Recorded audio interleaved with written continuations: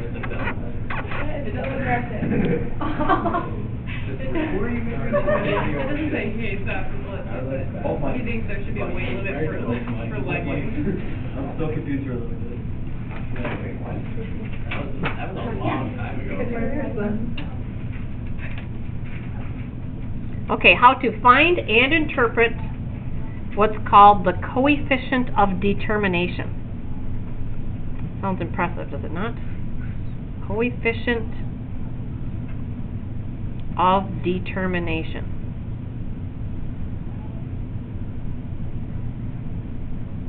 Very easy find, very easy interpret. The challenge is going to come in when we get to part 2 here. How to find and interpret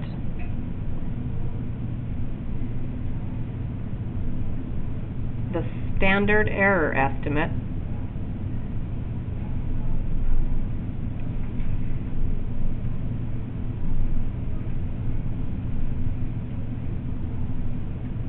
for a regression line.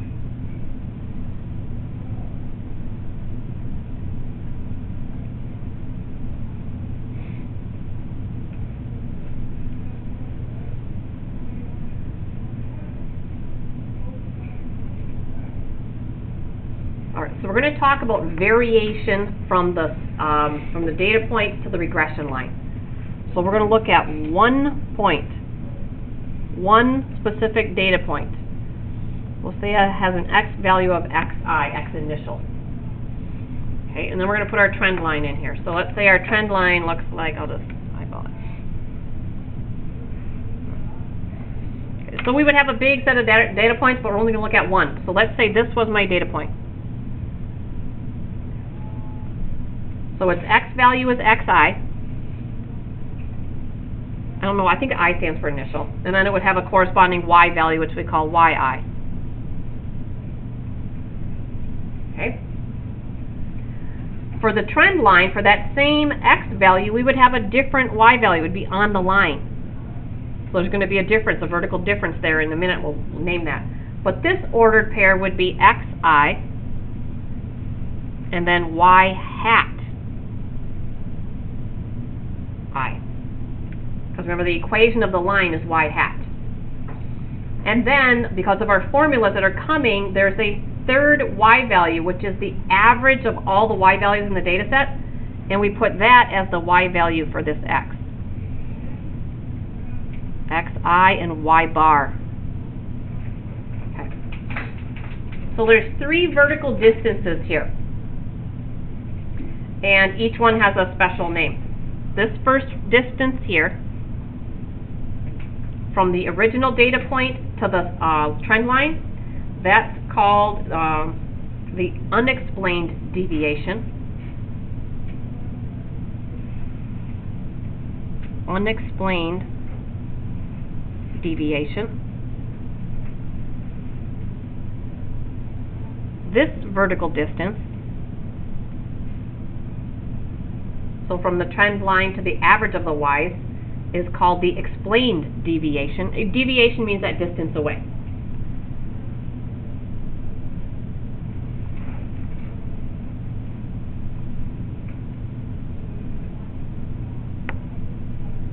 And then the only other 2 points we can compare the distance of is the original point and then this one with the y bar in it. That distance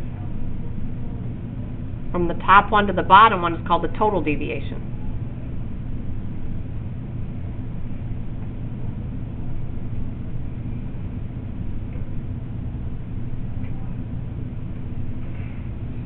So, when we take those distances and square them and add them together, we create from deviations, remember standard deviation and variation, we're creating the variations. So we're going to talk unexplained variation, explained variation, and total variation just by squaring the differences. So, the 3 types of variation.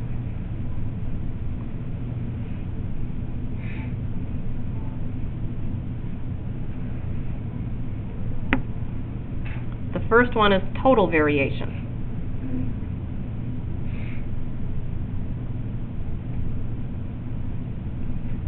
And again, variation is the vertical difference between the y values.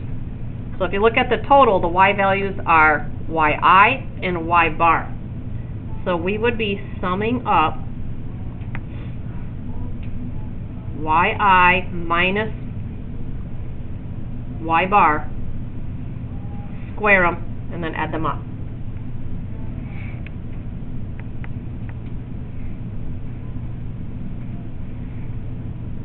The explained variation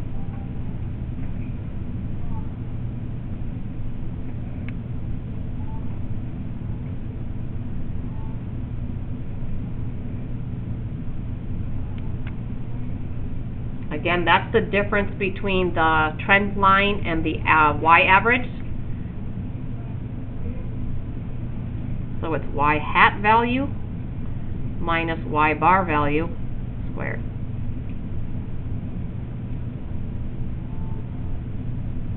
And by explained, it's explained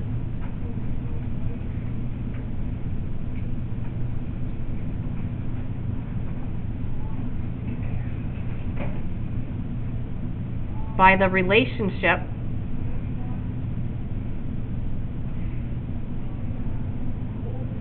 between x and y.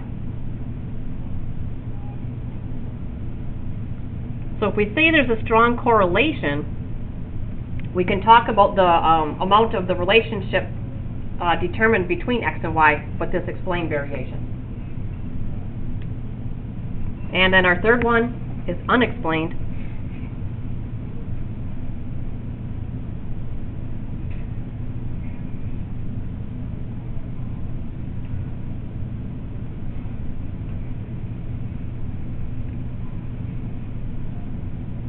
And that's the difference between the data point and the trend line.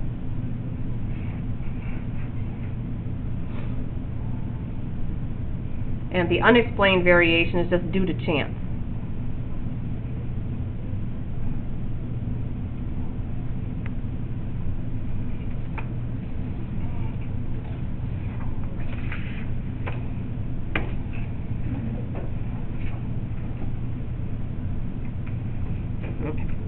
So all that's the vocabulary stuff behind it. Now we're going to do the two things. The first one is finding that coefficient of determination and saying what it means. Once you see the coefficient of determination, the symbol for it, you're going to know how to find it very easily. The coefficient of determination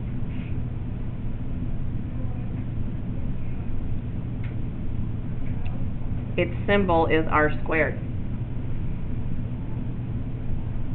And we found r back on Friday. That ugly formula, but we found r. Just see an easy way to find r today too, by the way. And so we could go through the whole process of finding r and then squaring it, but what you're actually finding is the explained variation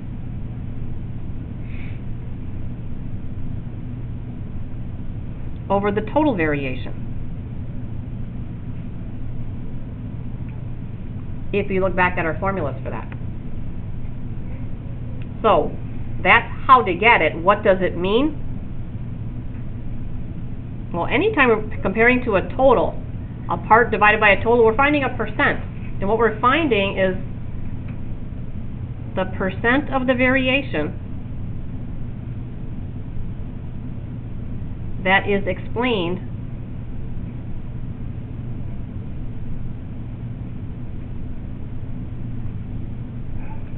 by the relationship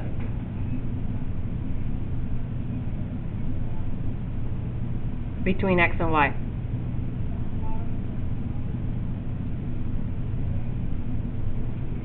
So again, what does all that mean?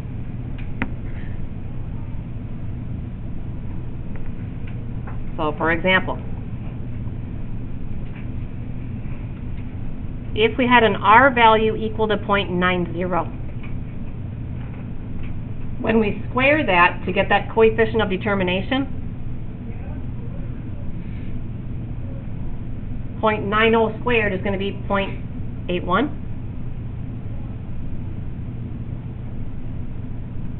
This 81 is giving me the percent of the variation that is explained by the relationship. So 81% of the variation is explained by the XY relationship.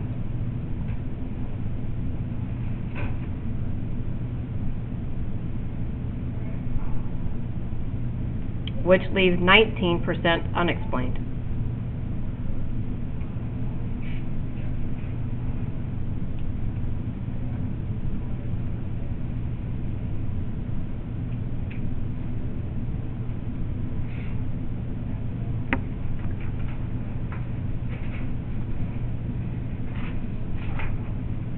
Alright, that's the easy part. Squaring the R and then telling me what the number represents. The standard error of estimate. Are you ready for this? Here we go. One.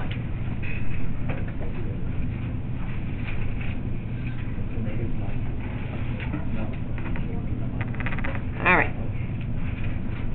The standard error of estimate,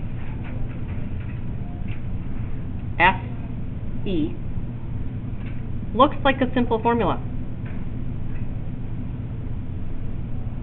but it takes 4 lists to get this thing done.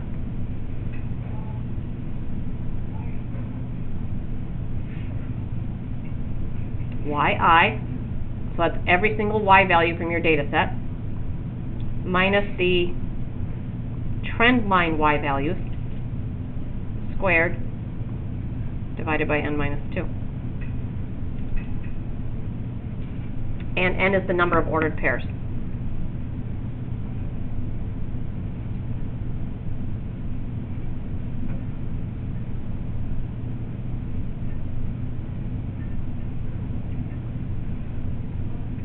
All right, here we go. Here's the steps, 4 steps. First thing you're going to do is put all of your x values into list 1. Put all of your y values into list 2. Remember, this y hat is all of the y values from the trend line. So was it yesterday we found the equation of the trend line, and it was a big long process? You had to find the m, you had to find the b. Well, today I'm going to let you use technology to find it, so we don't have that much to do. You just get to start here. So the way you can get the calculator to give you that trend line for all the work you did yesterday, so you'll be able to use it on a quiz or a test to check anyway, but you have to show me all the steps, is you're going to do this. So y hat is going to be found by doing, and I'll tell you where this is at, linear regression, L1, comma, L2.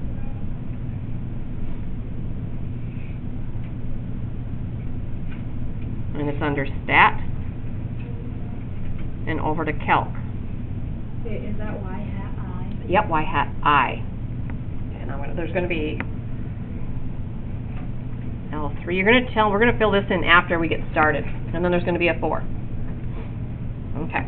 So we're going to kind of go through the example as we fill in these next 2 steps. Are you ready for this? So our goal is to find SE for this data set. Find SE. And our data set is going to be, oh, you can't see, radio, add time,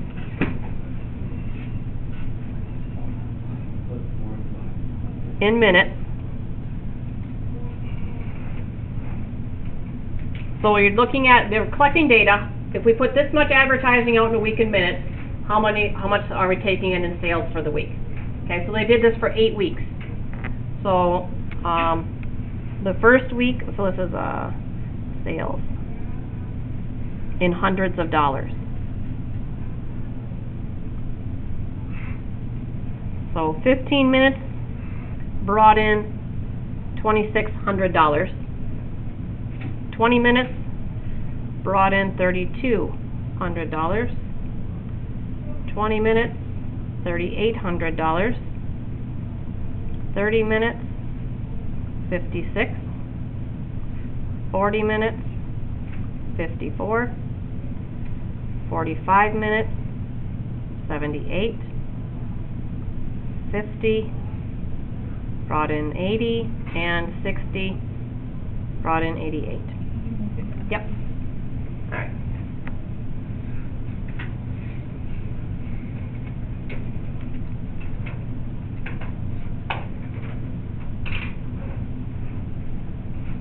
Okay, so first thing we need to do is get the equation for the regression line so that we can get all of our y hat values for our equation. So the first thing we need to do is find the regression equation. And we're going to do that, well, let's get L1, L2 in. And I think I am good to go with mine. Is it still on? No, I should.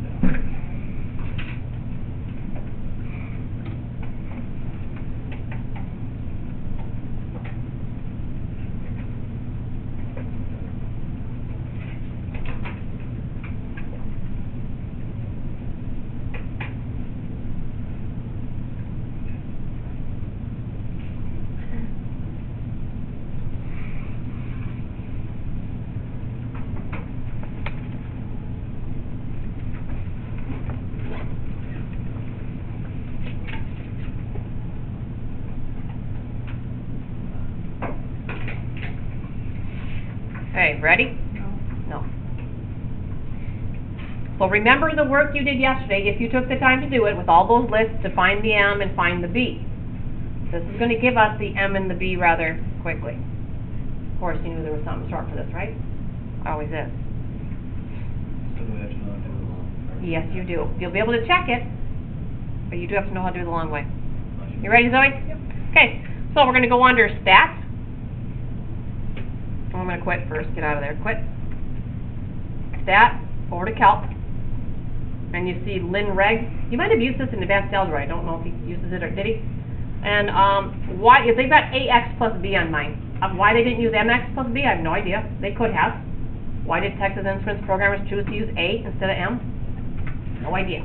But A is going to be our slope and B is going to be the B, the y-intercept. So, number 4. Tell it L1, comma L2. L1 and L2 are the default. If you were to just hit enter there, it would use L1 and L2 automatically. So if you forget, but if they're in like L3 and L4, then you have to put them in. But You have to put the comma in? yes. Is that for list 1, list 2? Yep. Because our X's are in list 1. will be L1, Y, because Yep. ours looks different. Okay, yep. So whatever it takes to get X's first is L1 and then your Y's is L2. Okay. Everybody good? Okay. Alright, how many do not have the R and the R squared? Yeah, I don't. Okay, there's a couple. We'll fix that in a minute. We don't need that today, but as soon as I'm done here, I'm going to show you how to turn that. It's something that's got to get turned on, but we'll do that in a second. So you'll be able to also check your R. Remember the day we did all the R? The whole, of course, that's here too. But that's got to get turned on. But all we care about is the A and the B. So right now, our y hat equation is, the slope is 1.41 x plus 7.31. Are we in agreement there? Okay, so what we want L3 to be is we want every single x value substituted in to give us the y hat value. Because we want 3 to be the y hat when I plug these in. So what's a quick way to get L3 to do that? How can I make the calculator substitute these x's into here and then show me the y's? Put L1 for x. So here we're going to go your slope times L1 plus your b.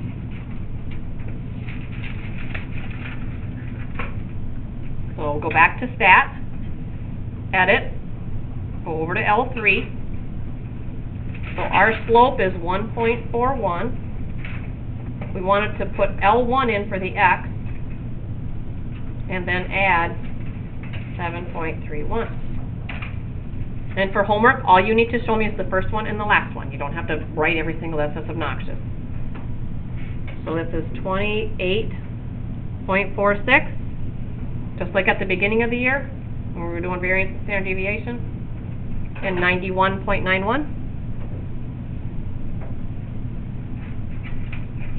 Okay? So we have all of our y hat values here. Now let's go back to the formula. You're going to tell me what to do for L4 here.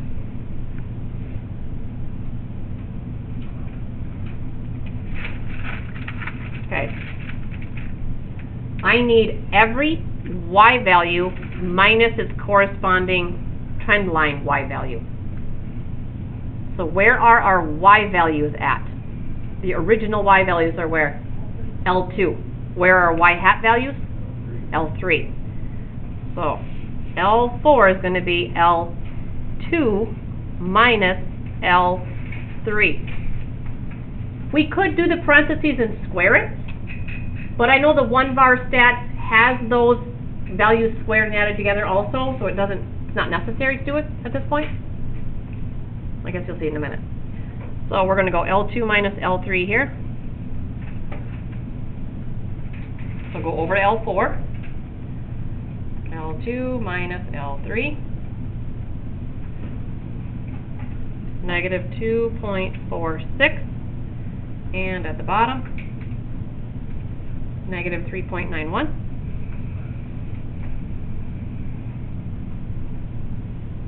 So, to get the SE, okay, if we want the sum of those differences squared, run 1-var stats on L4.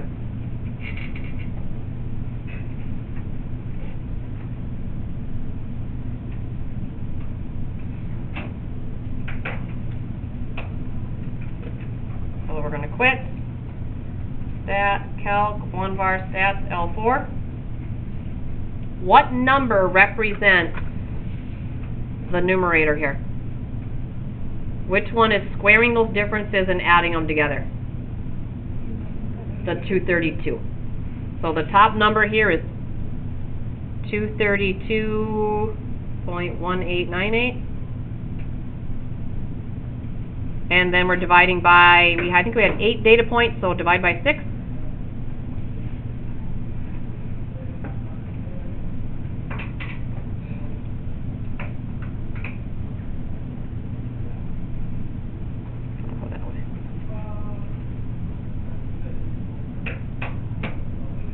So I'm showing you 1-var stats L4 is where this top number came from.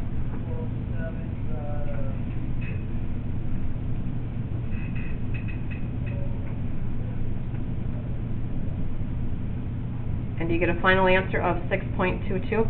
Yeah.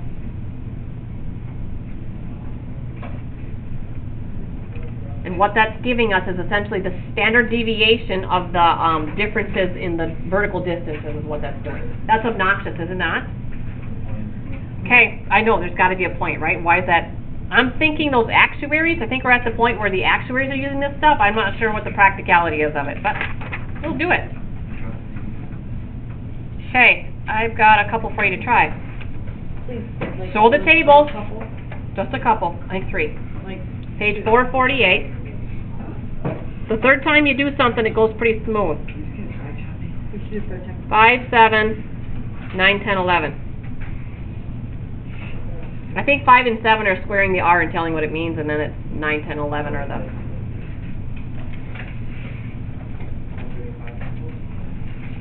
Yeah, I guess we'll get some.